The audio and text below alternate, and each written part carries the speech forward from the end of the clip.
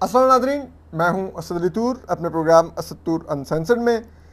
आज हम 3 खबरों पर बात करेंगे। एक है जो नई एक कौंसल का क़याम अमल में आया है, जो फ़ौज और सिविलियन हुकूमत की जिसे कहते हैं ना, एक वो मुश्तरका तश्कील करदा कौंसल है। वो क्या कहानी है, इसके पीछे क्या है, ज़रा इस सब पर आज बात करेंगे और ये बहुत ज़रूरी है ये बात करना। जबकि इसके अलावा जो हम दूसरी खबर होगी वो हमारी खबर की तस्दीक की है फैसल वाडा साहब ने, जो हमने तकरीबन आज से 15 रोज़ कबल दी थी, वो आपको बताएंगे। और तीसरी जो हम आपको पेशरफ बताएंगे वो है जो एक मॉडल है पाकिस्तान की बहुत मशहूर सुनीता मार्शल साहिबा। उनके इंटरव्यू का एक क्लिप वायरल हुआ है, हम उस पर भी ज़रा बात करना चाहेंगे। देखिए, जो मेज़बान है मैं उनका नाम नहीं जानता, वो जो सुनीता मार्शल साहिबा का इंटरव्यू कर रहे हैं। अब सुनीता मार्शल क्रिश्चियन हैं और बहुत ही वेल नोन मॉडल हैं। इंडस्ट्री में उन्होंने अपनी मेहनत से अपना नाम बनाया है। उन्होंने एक मुसलमान शख्स से शादी की हुई है। उनके जो बच्चे हैं वो भी मुस्लिम रिलीजन को हमारे फॉलो कर रहे हैं।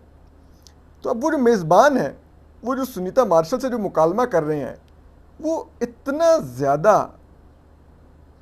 मकरूह, शर्मनाक और नीच है कि मेरा सर शर्म से झुक गया कि वाई।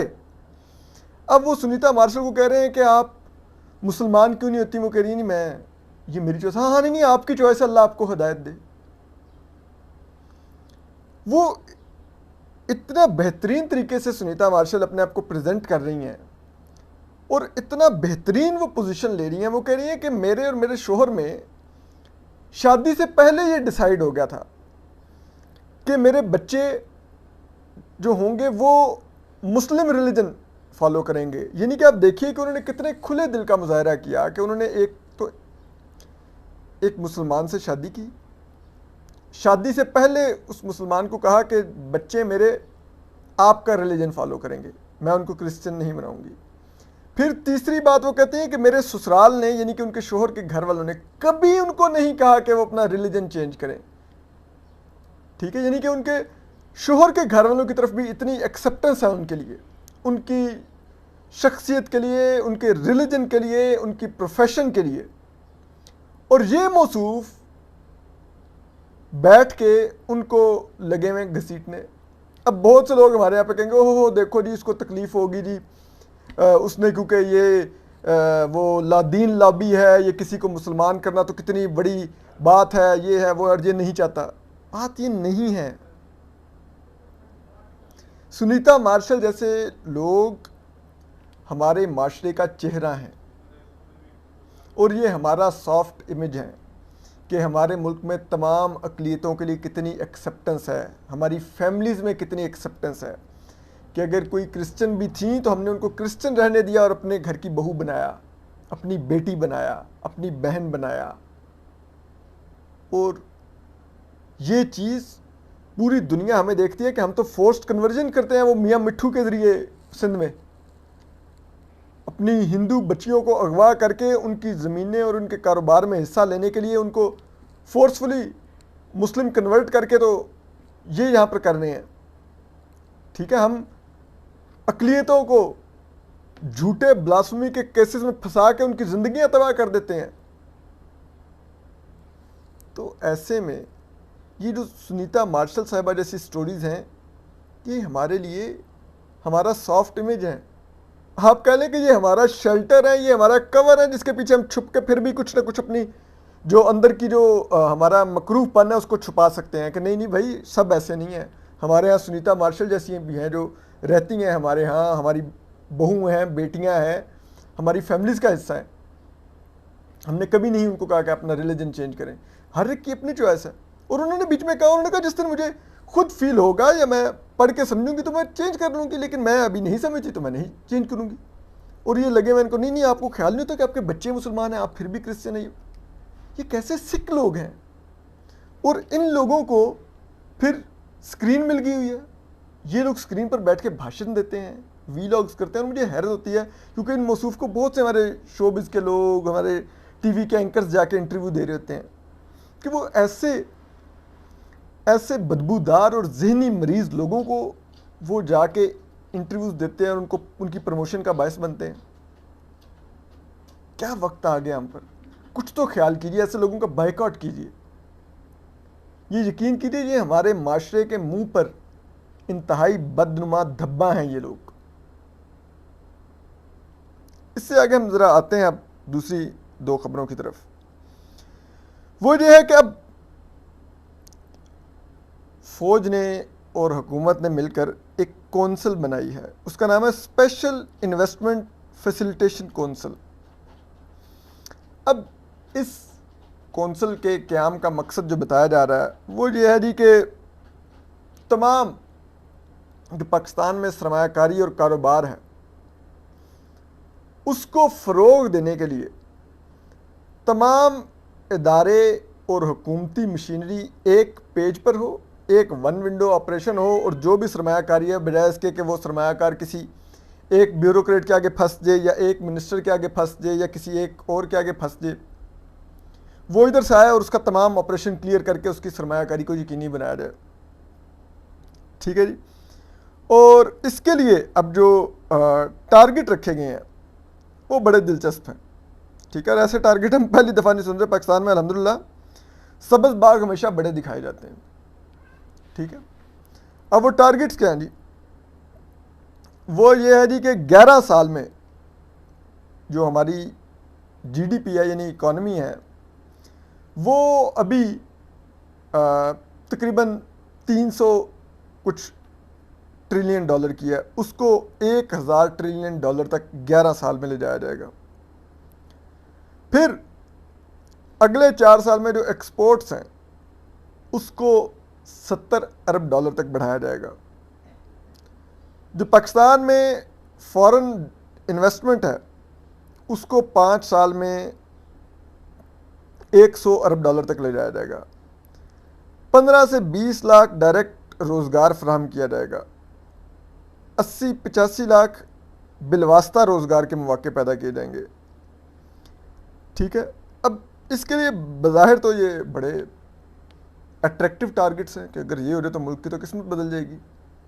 ठीक है, अब उसमें यह भी कहा जाता है कि जी वो जो कि हो रहा था कि कतरीज़ और सऊदीज़ और ये यूएई इन ममालिक का और चीनियों का एक जो बड़ा एतराज़ था वो ये था कि आप लोग जो आपकी ब्यूरोक्रेसी है वो हमारी फ़ाइलें फंसा लेती है और हम इन्वेस्टमेंट नहीं कर पाते। अब पहले इस मामले को ठीक करें। तो बज़ाहिर तो ये इसके मसले को हल करने के लिए कौंसिल का क्या अमल में लाया गया। ठीक है, उसके लिए अब देखें कि जो कराची पोर्ट है वो भी अब यूएई के हुकाम के हवाले 5 साल के लिए किया जा रहा है। ठीक है, एयरपोर्ट्स भी पाकिस्तान के कराची, लाहौर और इस्लामाबाद के ये भी ऑपरेट करने के लिए कतरी और यूएई हुकाम से बातचीत चल रही है, इनको दे दिए जाएंगे। ठीक है, अब हम जिस जगह पे पहुंच गए हमारे पास कोई और चारा नहीं है। ठीक है, लेकिन एट द सेम टाइम ये इसमें फ़ौज का किरदार कहाँ से आ गया? कहा जा रहा है फ़ौज की क्योंकि सिक्योरिटी दरकार होती है, तो वो हमने सीपेक के लिए एक डिवीज़न खड़ा तो किया था, आप लीजिए सिक्योरिटी का काम। लेकिन ये जो इसमें शोबे बताए गए हैं, मादनियात, ज़राअत, इंडस्ट्री, सरमायाकारी वगैरह वगैरह वगैरह, इस सब में फ़ौज को भी अब एक किरदार दे दिया गया है। आगे ही मुल्क में कॉरपोरेट सेक्टर में फ़ौज सबसे बड़ा प्लेयर है और कोई बिजनेसमैन फ़ौज को कम्पीट नहीं कर सकता पाकिस्तान में, फ़ौज के जो बिजनेसेस हैं। अब इसके ज़रिए हम मज़ीद उनको दावत दे रहे हैं। अभी रिसेंटली 45,000 एकड़ जो फ़ौज को ज़रूरी रकबा दिया गया था वो लाहौर हाई कोर्ट ने स्ट्राइक डाउन किया कि ये नहीं फ़ौज को दिया जा सकता। इससे पहले भी आपको मालूम है पंजाब में, सिर्फ पंजाब में एक अंदाजे के मुताबिक लगभग 20 लाख एकड़ ज़रई अराज़ी फ़ौज के पास है। वो उस पर क्या कर रहे हैं, कितनी ज़रई उनकी आउटपुट है, कहाँ पर जाती है, किसी को कुछ मालूम नहीं है। आप सोचिए ये 20 लाख एकड़ अगर आम हारियों में, मज़ारों में तकसीम की जाए 5-5, 10-10 एकड़ करके भी, तो हज़ारों जो घरों का चूल्हा जल पड़े और आपकी एग्रीकल्चरल आउटपुट वो कौमी मईशत का हिस्सा बन जाए, आप एक्सपोर्ट कर सकें, आप मुल्की जिसे कहते हैं अंदरूनी जो पैदावार की जो कमी है उस ज़रूरत को पूरा कर सकें। और अभी फ़ौज 1 लाख एकड़ और ज़ाय बताते हैं कि मांग रही है, और उसका जिक्र इस जो कल इनिशिएटिव हुआ उसमें भी हुआ। यानी कि कब वो हमारे जो फ़ौजी भाई हैं उनके लिए ज़मीन की ज़रूरत ख़त्म होगी। DHS पे DHS खड़े कर दिए हैं, अस्करी इस पे अस्करी सोसाइटियाँ खड़ी कर दी हैं, बहावलपुर और ये रीजन्स भर दिए हैं उन्होंने अपने जर्नलों के रकबों से। और क्या मांगते हैं? पिछले दिनों वो रियाजुद्दीन पीरज़ादा चीख पड़े थे असम्बली में कि भाई हमारे किसानों को नहीं पानी मिल रहा क्योंकि फ़ौज अपने लिए पानी ले जाती है उधर ज़रूरी रकबों के लिए। और क्या मांगते हैं आप हमसे? क्या आईनी किरदार बनता है फ़ौज का ऐसी कौंसल्स के अंदर? पिछले दौर में भी वो इकनॉमिक एडवाइजरी कौंसिल बन गई थी जनरल कमरुद्दीन बाजवा और उस वक्त वज़ीर-ए-आज़म इमरान खान की सरबराही में। और क्या हम ये किरदार देकर, क्या हमारे सियासतदान फिर ये एतराफ़ करते हैं कि उनके अंदर जिसे कहते हैं वो कॉम्पिटेंस की कमी है, वो मोहताज हैं फ़ौज के? शहबाज शरीफ साहब बड़ा कहते थे मैं बड़ा गवर्नेंस मॉडल है मेरा, ठीक है, शहबाज स्पीड मेरा नाम है।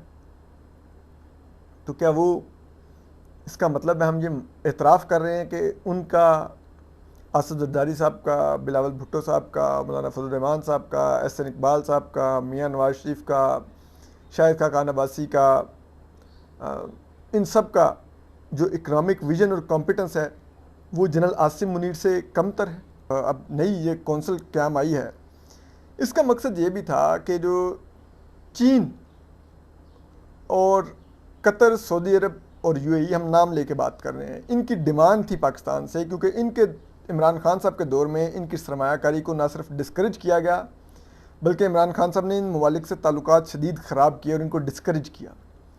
तो इनका ये मुतालबा था कि आप लोग, इमरान खान साहब अगर पावर में भी होंगे तो हम उनके साथ काम नहीं करेंगे, और अगर वो अपोजिशन में भी होंगे तो वो अब पाकिस्तान के लिए एक इंस्टेबिलिटी का फैक्टर है। आप जब तक पाकिस्तान को इस इंस्टेबिलिटी के फैक्टर से पाक नहीं करते, हम सरमायाकारी नहीं करेंगे। तो उसी फिर विजन के तहत यूं ही 9 मई को फ़ौज को मौका मिला तो उन्होंने हुकूमत के साथ मिलकर PTI को, इमरान खान साहब को बुरी तरह कट टू साइज़ किया और तकरीबन लपेट के रख दिया है। और उसके बाद फिर अब इस कौंसिल का क़याम अमल में लाया गया है ताकि इन ममालिक को कहा जाए कि देखिए हमने इंस्टेबिलिटी का जो फैक्टर था इमरान खान वो भी ख़त्म कर दिया है, और अब आपके लिए एक वन विंडो बना दी है, आप लोग सरमायाकारी लाएं और सरमायाकारी करें। तो अब देखते हैं कि आने वाले दिनों में ये बात किस हद तक मटेरियलाइज होती है, या ये एक हवाई कौंसिल है जैसे पहले जनरल बाजवा और इमरान खान साहब की इकनॉमिक एडवाइजरी कौंसिल थी। अब इससे आगे जो एक और फैक्टर है वो है फैसल वाडा साहब। फैसल वाडा साहब ने कल हमारी खबर की एक तस्दीक की। हमने आपको आज से हफ्ता डेढ़ पहले खबर दी थी कि इस्तेहकाम पाकिस्तान पार्टी जो है, जो कि इस्टेब्लिशमेंट की तख्लीक है जहांगीर तरीन साहब की, वो उसको 40 से 50 के बीच में सीटें दी जाएंगी ताकि जो अगली हुकूमत का जो क़याम हो वो इस्तेहकाम पाकिस्तान पार्टी पर रिलाई करते हुए हो। ठीक, कल फैसल वाडा साहब ने सीनियर एंकर सहाफ़ी हामिद मीर साहब के प्रोग्राम में कहा, आज़ाद उम्मीदवार का नाम लेकर उन्होंने कहा कि इनको 45 सीटें दी जाएंगी और ये मुहिब्बे वतन 45 अरकान होंगे। ठीक है, तो यानी कि उन्होंने भी यही कहा कि अगली हुकूमत यही 45 लोग बनाएंगे जिनको सीटें दी जाएंगी। ठीक है, अब चीज़ यह है कि आपको पता है एक तो यह है कि हमारी खबर की तस्दीक होगी। दूसरी बात यह है कि आपको पता होना चाहिए कि फैसल वाडा साहब इस वक्त फ़ौज और ISI के तर्जमान हैं। उसके लिए आपको एक छोटी सी मिसाल देता हूँ कि जब मालकान से मुख्तलिफ ग्रुप्स में ISI के जनरल्स ने, जिसमें major general Faisal Naseer, major general Mushtaq, ISPR के मेजर जनरल अहमद शरीफ, और इन्होंने मुलाकातें की थी और उनको हदायत दी थी कि आप लोगों ने दोबारा इमरान खान को न दिखाना है न चलाना है। तो आपको पता है एक और शख्सियत जो उन मुलाकातों में ISI के जनरल्स के साथ बैठी हुई थी, वो फैसल वाडा थे। ठीक है, अब कोई बताए कि फैसल वाडा साहब किस कैपेसिटी में ISI हुकाम के साथ बैठे हुए थे। तो इसका मतलब यही था ना कि इन चैनल मालकान को ये कन्वे किया जा रहा था कि फैसल वाडा हमारा तर्जमान है, जो ये बोलेगा उसका मतलब होगा हम बोल रहे हैं। इसीलिए अब उनको तमाम टॉक शोज़ में जगह दी जाती है कि वो आएँ, बैठें और फिर वो मौक़िफ़ दें ताकतवर लोगों का कि वो इस्टेब्लिशमेंट क्या सोच रही है, क्या करने जा रही है। ठीक है, लेकिन फैसल वाडा साहब, आप अगर उनका माजी उठा के देख लें और उनकी ग्रोथ देख लें, जिस तरह से वो पिछली दफ़ा भी 400 वोटों की लीड से मियाँ शहबाज शरीफ से वो जीते थे और जिस तरह से उनको जितवाया गया था। ठीक है, और अब फिर हामिद मीर साहब ने भी उनका तो 45 अरकान में आप भी एक MNA होंगे, तो वो उन्होंने हंस के कहा दी बस वो तो वक्त बताएगा। ठीक है, तो अगर तो आपने हिलाल की कमाई से ग्रोथ की हो, ठीक है, तो आप एक सीट के लिए मोहताज नहीं होते किसी इदारे के, आप उनके टाउट नहीं बनते। लेकिन अगर आपकी दौलत हिलाल की ना हो, तो ना सिर्फ आपने उस दौलत को बचाना होता है, बल्कि उस दौलत को मज़ीद भी फैलाना होता है। तो उसके लिए फिर आप ऐसे इदारों के टाउट बनते हैं और फिर इस तरह के काम करते हैं। तो सोचिए, अगर आपके पास इतना पैसा है तो आपकी हैसियत इतनी है कि आप एक MNA की सीट के लिए TV स्क्रीनों पर बैठ के धमकियां देते हैं सियासतदानों को, सियासी निज़ाम को, तर्जमानी करते हैं ताकतवर लोगों की। क्या ऐसे लोगों की हैसियत होती है? कितने मतलब माजरत के साथ कितने मकरूह किरदार होते हैं। तो बहरहाल अब वाडा साहब को मुबारक हो ये तर्जमानी, लेकिन इसमें सोचने की बात फिर मियाँ नवाज शरीफ साहब, मियाँ शहबाज शरीफ साहब, आसिफ जरदारी साहब,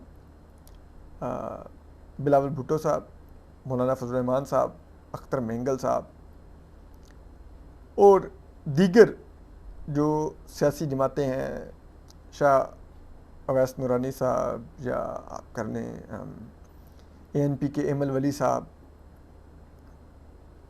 इन लोगों को ये सोचना चाहिए कि क्या उनको अगली दफ़ा इक़्तिदार ऐसा चाहिए जिसमें 45 सीटें अभी से बता दी गई हों कि वो एक पार्टी को दी जाएंगी ताकि आप लोगों की औकात में रखा जा सके। अगर तो ऐसा इक़्तिदार उनको चाहिए तो फिर सब ही खैर है। अपना ख्याल रखिए। अल्लाह हाफ़िज़।